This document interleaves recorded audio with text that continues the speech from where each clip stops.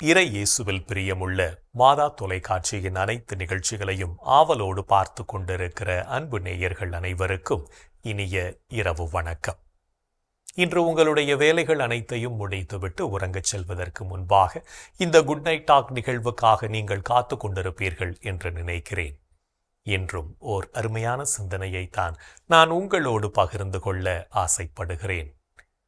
கடவுளால் படைக்கப்பட்ட நாம் ஒவ்வொருவரும் ஒருவரையொருவர் புரிந்து கொண்டு உண்மை அன்போடு நேசித்து வாழ வேண்டும் என்றுதான் கடவுள் விரும்புகிறார். பல சமயங்களில் ஒருவர் மற்றவரை புரிந்து கொள்ளுதல் என்பது இல்லாமல் போவதால் தான் குழப்பங்களும் கலவரங்களும் அரங்கேறி நமது வாழ்வை சீரழித்து விடுகிறது. அப்படி கலவரங்கள் நிகழ்வதற்கு முன்பாகவே ஒருவருக்கொருவர் பேசி சமாதானம் செய்து கொள்ள வேண்டும். அதனை விடுத்து கலவரம் வெடித்து இரண்டு தரப்பிலேயும் சாவுகள் நிகழ்ந்து பெரிய பெரிய இழப்புகள் ஏற்பட்ட பிறகு, மனம் காயப்பட்ட பிறகு, தவிர்க்க முடியாத இழப்புகளை சந்தித்த பிறகு சமாதானம் செய்வது அவ்வளவு எளிதல்ல. இழப்பை, குறிப்பாக உயிரிழப்பை சந்தித்தவர்கள் மனதில் பகையை சுமந்து கொண்டே இருப்பதும் மீண்டும் சண்டைகள் வெடிக்க அது காரணமாவதும் தவிர்க்க முடியாததாக போய்விடும். எனவே எத்தகைய இழப்பையும் சந்திப்பதற்கு முன்னால் நாம் செய்த தவறுகளை ஏற்றுக்கொண்டு நலமான வாழ்க்கை வாழ்ந்தோம் என்றால் அனைவருக்கும் நன்மை பயக்கும் என்பதை புரிந்து கொள்வோம். நாம் பணிபுரியும் இடங்களிலும் நமது குடும்பங்களிலும் கணவன் மனைவி சகோதரர்களிடையே சந்தேகங்கள், கருத்து வேறுபாடுகள் முளைவிடுவதை ஆரம்பத்திலேயே களையெடுக்க வேண்டும். இல்லையேல் வேறுபாடுகள் முற்றி உறவுகள் முறிந்த பின் ஒட்ட வைப்பது சுலபமல்ல. ஒட்டிய உறவுகளில் பல நேரம் அதன் வடுக்கள் இருப்பது தவிர்க்க முடியாததாகிவிடும். எனவே மற்றவர்களை காயப்படுத்தாது நமது உறவு நிலைகளை சரி செய்ய முற்படுவோம். அதுவே நம்மை நல்வழியில் நடத்தி செல்லும் என்பதையும் புரிந்து கொள்வோம். நாம் மற்றவர்களை காயப்படுத்துகின்ற வார்த்தைகள், அவமானப்படுத்துதல், அவதூறு பேசுதல் போன்ற கசப்பான அனுபவங்கள் நிகழ்ந்த பின் உறவுகள் ஒட்டினாலும் சண்டைகள் நிகழ்ந்து கொண்டுதான் இருக்கும். உறவுகளோடு அளவளாவி அன்பை பகிர்ந்து பாச பிணைப்பாய் இருந்தால் பிரச்சனைகள் வருவதற்கு வாய்ப்பில்லாமல் போய்விடும். உறவுகளோடு உட்கார்ந்து பேச நேரமில்லாதவர்கள் கைகால் முளைத்து நடமாடும் எந்திரங்கள் என்றுதான் சொல்ல வேண்டும். வணிக வாழ்க்கையாக மனித வாழ்க்கை மாறிப்போனதால் உறவுகளோடு பேச நேரமில்லாமல் போய்விட்டது நமக்கு என்பதுதான் உண்மை. மனித மனங்களுக்கிடையே ஏற்படக்கூடிய பிரச்சனைகளை கணக்கிட்டு அவற்றிலிருந்து வருமுன் காத்து உறவை நமதாக்க முயல்வோம். அந்த உறவுகள் நம்மை பலப்படுத்தும் என்பதையும் உணர்ந்து கொள்வோம். ஓர் ஊரில் இரண்டு சகோதரர்கள் வாழ்ந்து வந்தார்கள்.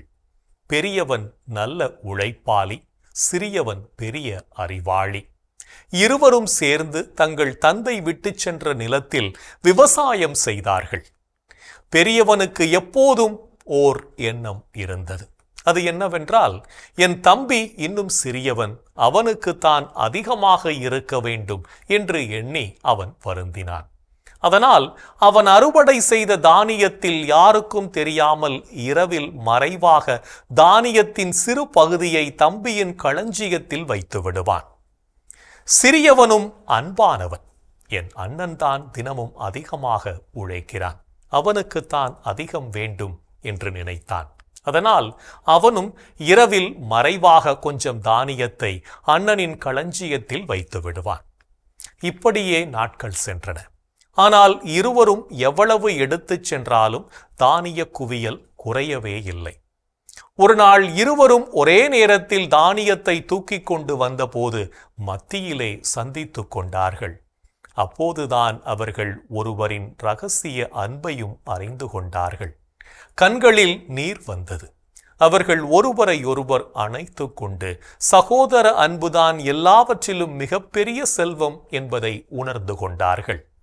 நாமும் நம் அனுதின வாழ்வில் உறவுகளுக்கு முக்கியத்துவம் கொடுத்து வாழ்வோம். அதுவே நம்மை நாளும் பலப்படுத்தும் என்பதையும் உணர்ந்து கொள்வோம்.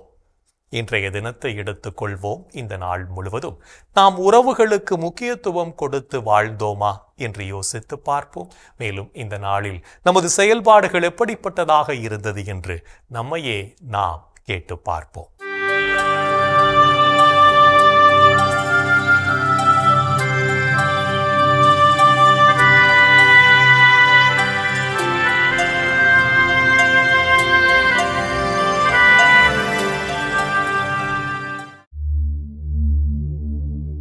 என்று நீங்கள் ஜெபமாலை ஜெபித்தீர்களா?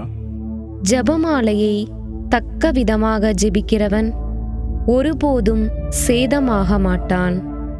இதை நான் என் இரத்தத்தில் எழுதித்தர தயாராக இருக்கிறேன். என்று நீங்கள் குடிபோதைக்கு அடிமையானீர்களா?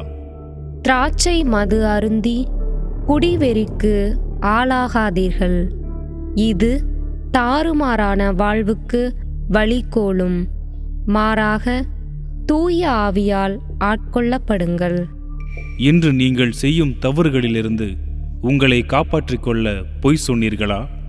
ஆகவே பொய்யை விலக்கி ஒருவரோடு ஒருவர் உண்மை பேசுங்கள். ஏனெனில் நாம் யாவரும் ஓர் உடலில் உறுப்புகளாயிருக்கிறோம். இன்று நீங்கள் பெற்றுக்கொண்ட அழைப்புக்கு ஏற்ற வாழ்க்கை வாழ்ந்தீர்களா?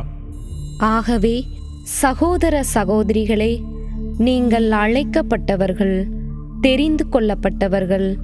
இந்த நிலையில் உறுதியாக நிற்க முழு முயற்சி செய்யுங்கள். இவ்வாறு செய்தால் நீங்கள் ஒருபோதும் தடுமாற மாட்டீர்கள். இன்று நீங்கள் கிறிஸ்துவுக்கு எதிரான தப்பறை கொள்கையை பரப்பினீர்களா? கட்டுப்பாடற்றவர்களின் தவறான வழிகளால் கவர்ந்திழுக்கப்பட்டு உங்கள் உறுதி நிலை நின்று விழுந்து விடாதபடி கவனமாயிருங்கள். இன்று நாம் இறைவனுக்கு ஏற்புடைய செயல்களை செய்திருந்தாலும் சமயங்களில் நமது செயல்களால் இறைவனையும் நம்மை சுற்றி வாழும் சமூகத்தையும் மனநோகச் செய்திருப்போம். அத்தகைய தருணங்களுக்காக மனம் வருந்தி மன்னிப்பு கேட்டு மனத்துயர் மன்றாட்டை ஜெபிப்போம்.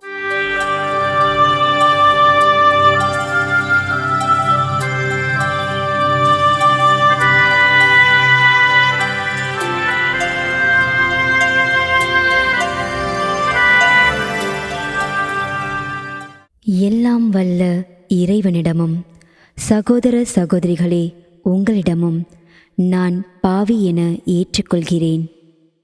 ஏனெனில் என் சிந்தனையாலும் சொல்லாலும் செயலாலும் கடமையில் தவறியதாலும் பாவங்கள் பல செய்தேன். என் பாவமே, என் பாவமே, என் பெரும் பாவமே.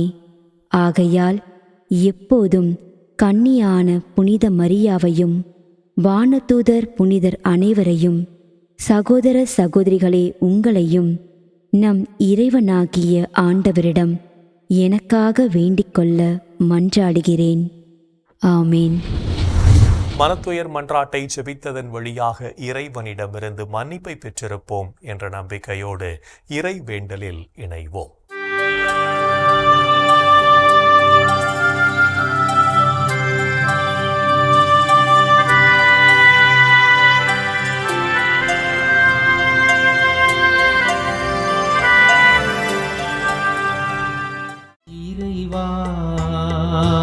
இறைவா, எமக்கு துணை புரிய வாரும்.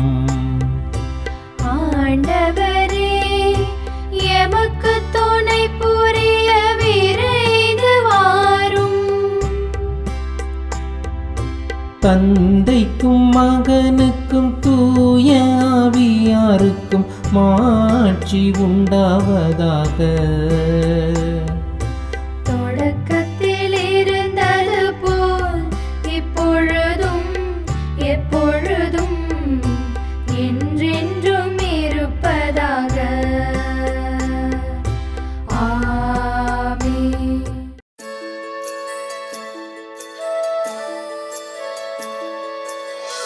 போயது பொழுது புகுந்தது இரவு, தூயனை உனது பொன்னடி தொழுதோ.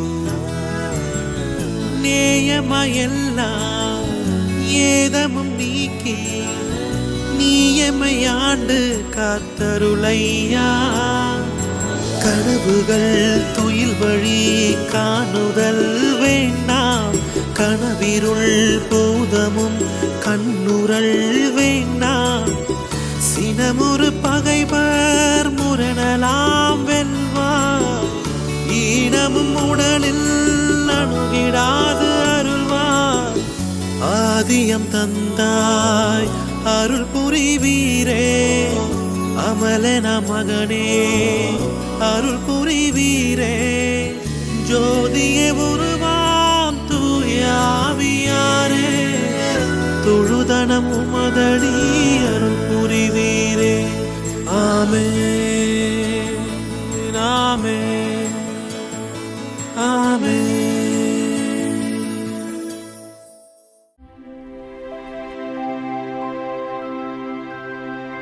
ஆண்டவரே ஆண்டவரே, எனக்கு இறங்கி என் வேண்டுதலுக்கு செவி சாய்த்தருளும். ஆண்டவரே ஆண்டவரே, எனக்கு இறங்கி என் வேண்டுதலுக்கு செவி சாய்த்தருளும்.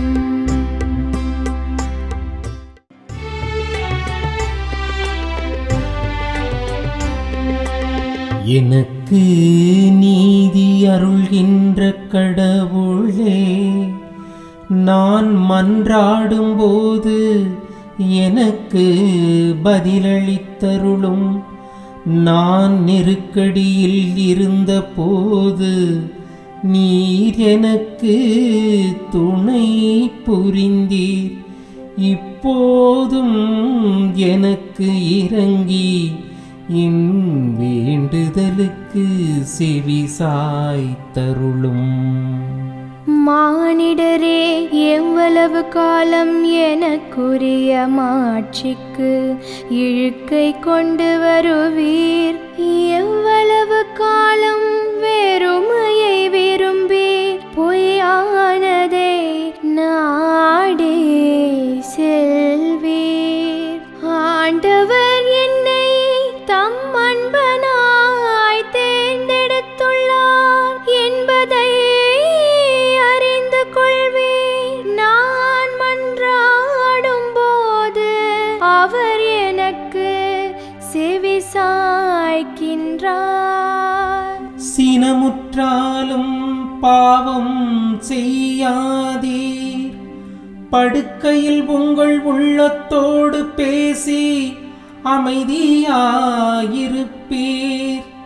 முறையான பலிகளை செலுத்துவீர். ஆண்டவரை நம்புவீர். நலமானதை எங்களுக்கு அருள யார் உள்ளர் என கேட்பவர் பலர். ஆண்டவரே, எங்கள் மீது உம் திருமுக ஒளி வீசச் செய்யும். தானியமும் திராட்சையும் நன்கு விளையும் காலத்தில் மக்கள் அடையும் மகிழ்ச்சியை விட மேலான மகிழ்ச்சியை நீர் என் உள்ளத்திற்கு அளித்தீர். இனி நான் மனது அமைதியுடன் படுத்து உறங்குவேன். ஏனெனில் ஆண்டவரே, நான் தனிமையாக இருந்தாலும் நீரே என்னை பாதுகாப்புடன் வாழச் செய்கின்றீர். தந்தைக்கும் மகனுக்கும் தூய ஆவியாருக்கும் மாட்சி உண்டாவதாக. தொடக்கத்தில் இருந்தது போல் இப்பொழுதும் எப்பொழுதும் என்றென்றும் இருப்பதாக. ஆமென். ஆண்டவரே ஆண்டவரே, எனக்கு இறங்கி என் வேண்டுதலுக்கு செவி சாய்த்தருளும். ஆண்டவரே ஆண்டவரே எனக்கு இறங்கி என் வேண்டுதலுக்கு செவி சாய்த்தருளும். இரவு நேரங்களில் ஆண்டவரை போற்றுங்கள். இரவு நேரங்களில் ஆண்டவரை போற்றுங்கள்.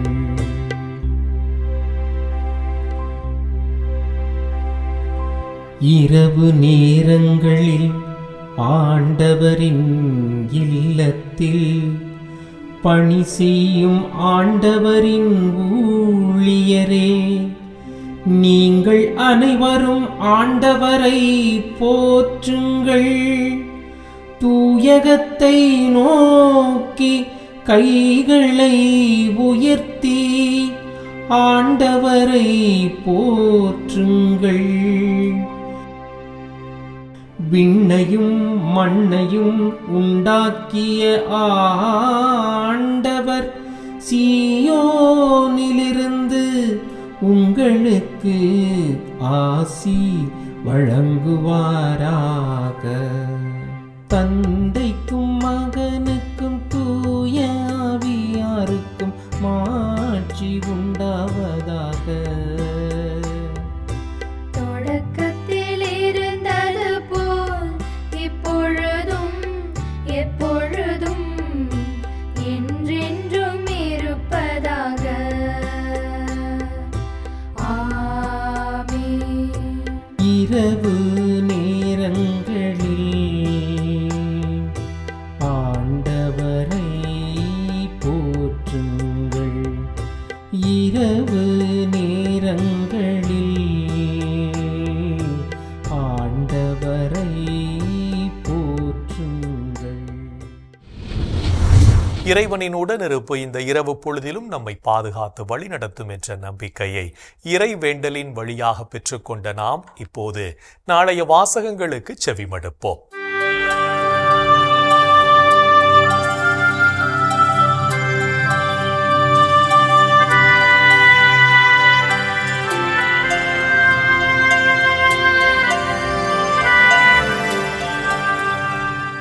நாளைய திருப்பலி வாசகங்கள். முதல் வாசகம் அரசர்கள் 2ஆம் நூலிலிருந்து வாசகம். அதிகாரம் 5, இறை வார்த்தைகள் 14 முதல் 17 முடிய. பதிலுரை பாடல். திருப்பாடல்கள் அதிகாரம் 98, இறை வார்த்தைகள் 1 முதல் 4 முடிய. 2ஆம் வாசகம் திருத்தூதர் பவுல் திமோத்தேயுவுக்கு எழுதிய 2ஆம் திருமுகத்திலிருந்து வாசகம். அதிகாரம் 2, இறை வார்த்தைகள் 8 முதல் 13 முடிய. லூக்கா எழுதிய தூய நற்செய்தியிலிருந்து வாசகம். அதிகாரம் 17, இறை வார்த்தைகள் 11 முதல் 19 முடிய. அக்காலத்தில் இயேசு எருசலேமுக்கு போய்க் கொண்டிருந்தபோது கலிலேய சமாரிய பகுதிகள் வழியாகச் சென்றார். ஓர் ஊருக்குள் வந்தபொழுது 10 தொழுநோயாளர்கள் அவருக்கு எதிர்கொண்டு வந்து தூரத்தில் நின்று கொண்டே, ஐயா, இயேசுவே, எங்களுக்கு இரங்கும் என்று உரக்க குரல் எழுப்பி வேண்டினார்கள். அவர் அவர்களை பார்த்து, நீங்கள் போய் உங்களை குருக்களிடம் காண்பியுங்கள் என்றார். அவ்வாறே அவர்கள் புறப்பட்டு போகும்போது அவர்கள் நோய் நீங்கிற்று. அவர்களுள் ஒருவர் தம் பிணி தீர்ந்திருப்பதைக் கண்டு உரத்த குரலில் கடவுளை போற்றி புகழ்ந்து கொண்டே இயேசுவிடம் திரும்பி வந்தார். அவருடைய காலில் முகங்குப்புற விழுந்து அவருக்கு நன்றி செலுத்தினார். அவரோ ஒரு சமாரியர். இயேசு அவரை பார்த்து, 10 பேர்களின் நோயும் நீங்கவில்லையா? மற்ற 9 பேர் எங்கே? கடவுளை போற்றி புகழ அந்நியராகிய உம்மை தவிர வேறு எவரும் திரும்பி வர காணோமே என்றார். பின்பு அவரிடம், எழுந்து செல்லும், உமது நம்பிக்கை உமக்கு நலமளித்தது என்றார். ஆண்டவரின் அருள்வாக்கு. கிறிஸ்துவே, உமக்கு புகழ். நாம் ஒவ்வொருவரும் ஆண்டவர் நமக்கு செய்த நன்மைத்தனத்திற்கு நன்றி சொல்லி வாழவும் தூய்மையான உள்ளத்தோடு அவருக்கு பணி செய்யவும் அழைப்பு விடுக்கும் இயேசுவின் குரலுக்கு செவிமடுத்து வாழ்வோம் என்ற சிந்தனையோடு சிமியோன் பாடலில் இணைவோம்.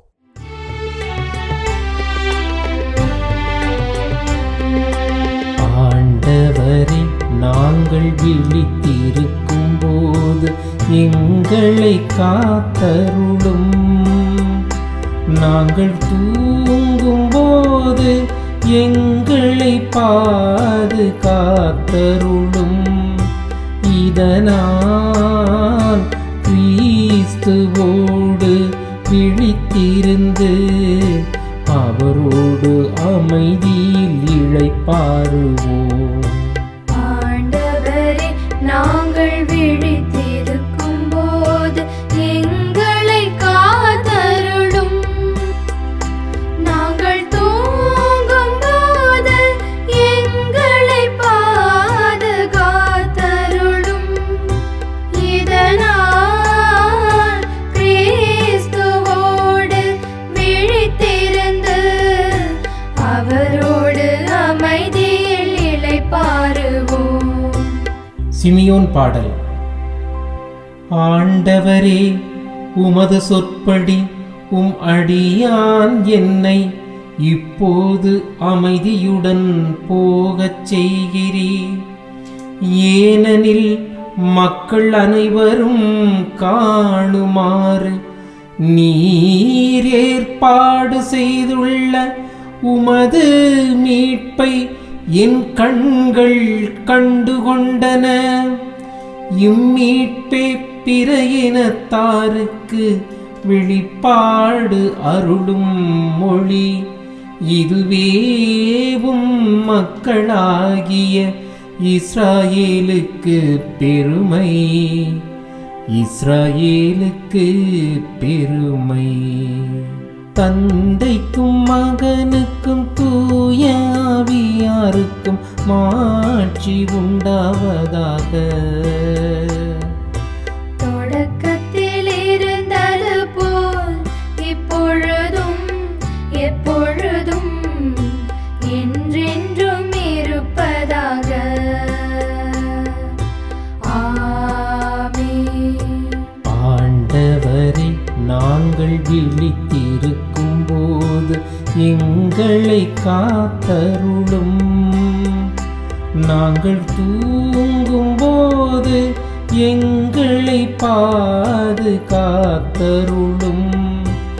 இதனால் கிறிஸ்துவோடு விழித்திருந்து அவரோடு அமைதியில் இளைப்பாறுவோம்.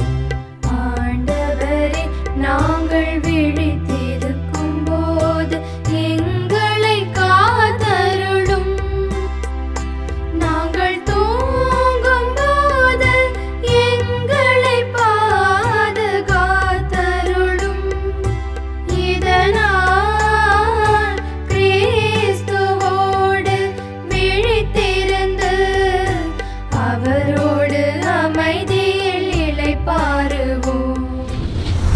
இறைவன் நம்மை ஒவ்வொரு நொடி பொழுதும் அற்புதமாய் வழிநடத்தி கொண்டிருப்பதை சிமியோன் பாடல் வழியாக உணர்ந்து செபித்த நாம் இப்போது நாளைய புனிதரை பற்றி பார்க்கலாம்.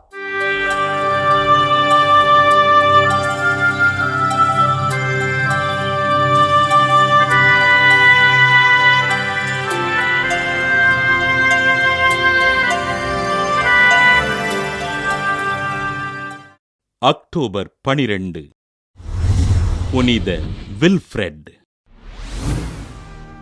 இங்கிலாந்து நாட்டிலுள்ள நார்த்தம்பிரியாவில் வாழ்ந்த இறைபக்தி நிறைந்த குடும்பத்தில் கிபி 634ஆம் ஆண்டு பிறந்தார் வில்ஃப்ரெட். தன் தாயாரை இழந்து இரண்டாம் தாயாரின் அரவணைப்பில் வளர்ந்த வில்ஃப்ரெட் தன் 14வது வயதில் நார்த்தம்பிரியா அரசர் ஓஸ்வியின் அரண்மனையில் பணியில் சேர்ந்தார். அரண்மனையில் அரசி என்ஃபிலடாவின் அன்பினை பெற்ற இவர் அரசியின் உதவியினால் ரோமைக்குச் சென்று திருத்தந்தையின் தலைமை திருத்தொண்டராக இருந்த போனிபஸிடம் மாணவராக சேர்ந்தார். துறவியாக வாழ விரும்பிய வில்ஃபிரெட் தன் தாய்நாடான இங்கிலாந்து திரும்ப அரசன் ஓஸ்வியின் மகன் ஆல்ஃபிரட் புதியதாக தொடங்கப்பட்டிருந்த துறவு மடத்தினை இவருக்கு பரிசளித்தார். ஆசீர்வாதப்பரின் விதிமுறைகளை பின்பற்றி குருவாக அருட்பொழிவு பெற்ற இவர் திருச்சபை ஒழுங்குபடுத்தியிருந்த திருவழிபாட்டு முறைகளை நடைமுறைப்படுத்தினார். இங்கிலாந்தின் யார்க் மறைமாவட்ட ஆயராக தேர்வு செய்யப்பட்ட வில்ஃபிரெட் பிரான்ஸ் நாட்டில் ஆயராக திருப்பொழிவு பெற்று இங்கிலாந்து திரும்பினார். அரசன் ஓஸ்வியின் மகன்களான எக்ஃப்ரிட் மற்றும் ஆல்ஃபிரிடினால் பல பிரச்சனைகளை எதிர்கொண்ட ஆயர் வில்ஃபிரெட் கிபி 709 ஆண்டு விண்ணகம் சென்றார். பல்வேறு பிரச்சனைகளுக்கு இடையிலும் யார்க் மறைமாவட்ட மக்களுக்கு இறையாட்சி பணிகளை செம்மையோடு செய்து மக்களை வழிநடத்திய ஆயர் வில்ஃபிரெட்டினை திரு அவை புனிதராக உயர்த்தியது. புனித வில்ஃபிரெட்டின் திருவிழாவினை கொண்டாடுகின்ற நாம் பிரச்சனைகளையும் துன்பங்களையும் எதிர்கொள்கின்ற மன வலிமையினை அருளும்படியாக ஆண்டவரிடம் ஜெபிப்போம். புனிதர்கள் ஒவ்வொருவரும் தங்கள் வாழ்க்கையின் மூலம் இறைவனுக்கு சான்று பகர்ந்து வாழ்ந்தவர்கள் என்பதை உணர்ந்தவர்களாய் நாமும் அவர்கள் வழியில் வாழ்ந்து இறை வழியில் பயணிப்போம் என்ற நம்பிக்கையோடு நாளைய தினம் நமது வீட்டிற்கு அருகிலுள்ள ஒரு மருத்துவமனைக்கு சென்று அங்குள்ள ஒரு நோயாளியை சந்தித்து அவருக்கு ஆறுதல் சொல்வோம். என் அன்பு சகோதரனே, சகோதரியே, கடவுள் எவ்வளவு அற்புதமாக நம்மை ஆசீர்வதித்துக் கொண்டிருக்கிறார். நாம் கேட்பதற்கு மேலாகவே பலவிதமான ஆசீர்வாதங்களால் நம்மை நிரப்பிக் கொண்டிருக்கிறார். அப்படிப்பட்ட மாபெரும் ஆண்டவருக்கு, உயிருள்ள தேவனுக்கு நாம் நன்றி சொல்வோம், அவரை போற்றி புகழ்வோம். இன்றைய நாளிலே நமது விவசாய சகோதரர்களுக்காக, சகோதரிகளுக்காக நாம் மன்றாடுவோம். எங்கள் அன்பு உருவான இயேசு ஆண்டவரே, ஏழை விவசாயிகள் எதையும் எதிர்பார்க்காமல் உழைத்து கொண்டிருக்கின்ற உமது அன்பு பிள்ளைகளாகிய இந்த விவசாய பெருமக்களுக்கு ஆட்சேபிக்கிறோம். ஆண்டவரே, படைப்பின் தொடக்கத்திலே இதோ ஆதாம் ஏவாளை பார்த்து நிலத்தை நீங்கள் பண்படுத்தி உழுது அதன் வழியாக நீங்கள் கனிகளை பெற்றுக்கொள்ளுங்கள் என்று சொல்லி அவர்களுக்கு நீர் கட்டளை கொடுத்தீரே. அந்த கட்டளைகளை நிறைவேற்றி கொண்டிருக்கின்ற என் விவசாய சகோதரனுக்காக, சகோதரிக்கு ஆட்சேபிக்கிறோம். ஆண்டவரே, இவருடைய ஏழ்மையிலிருந்து இவர்களுக்கு விடுதலை தாரும். இவருடைய கடன் தொல்லைகளிலிருந்து இவர்களுக்கு விடுதலை தாரும். ஆண்டவரே, இவர்கள் செய்கின்ற விவசாயத்தின் வழியாக இவர்கள் செழிக்கக்கூடிய நிலையை நீர் ஏற்படுத்தி தரும்படியாய், இவருடைய விளைச்சலுக்கு நல்ல பலனை தரும்படியாய், இவர்களை நல்ல மழையால் ஆசீர்வதிக்கும்படியாய், இவருடைய குடும்பங்களை நீர் ஆசீர்வதிக்கும்படியாக, இவர்கள் ஒவ்வொரு நாளும் மகிழ்வோடும் சமாதானத்தோடும் நிறைவோடும் வாழ்வதற்கு தேவையான எல்லா வழிவகைகளும் நீரே இவர்களுக்கு செய்து தர வேண்டும் என்று இந்த நேரத்தில் உம்மை பார்த்து கெஞ்சி கேட்கிறோம். எங்கள் அன்பு அன்னையே, ஆரோக்கிய தாயே, விவசாய பெருமக்களுக்காக பரிந்து பேசுங்கள் அம்மா. இந்த ஜெபங்களெல்லாம் எங்கள் ஆண்டவராகி இயேசுவே உமது வல்லமையான திருநாமத்தின் வழியாக உம்மை கெஞ்சி மன்றாடுகிறோம். ஆமென். என்று வாழும் உயிருள்ள இறைவன் தந்தை, மகன், தூய ஆவியார் நாம் அனைவரையும் நிறைவாக ஆசீர்வதிப்பாராக. ஆமென். இந்த ஜெபத்தின் வழியாக இறை அருளும் ஆசியும் நம்மீது நிறைவாக பொழியப்பட்டிருப்பதை உணர்ந்திருப்போம். இறை ஆற்றலும் வல்லமையும் என்றும் நம்மில் தங்கும். அன்னை மரியாவும் நமக்கு உதவிகள் செய்வார் என்ற நம்பிக்கையோடு அவரின் துணை வேண்டி இந்த நிகழ்வை நிறைவு செய்யலாம். Good night.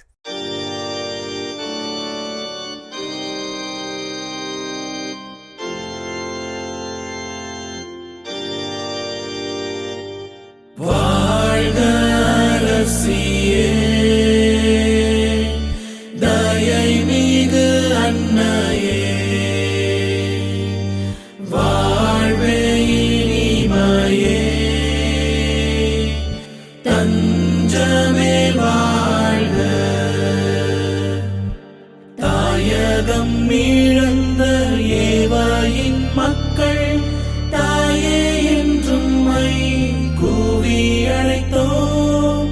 கண்ணி நீர் கனவாய் நின்றும்மை நோக்கி கதறியே அழுதோம் பெருமூச்செறிந்தோம்.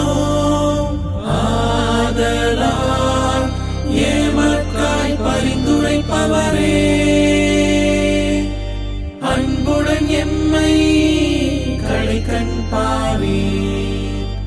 திரு வயிற்றின் கனியாம் இயேசுவே, இம்மை வா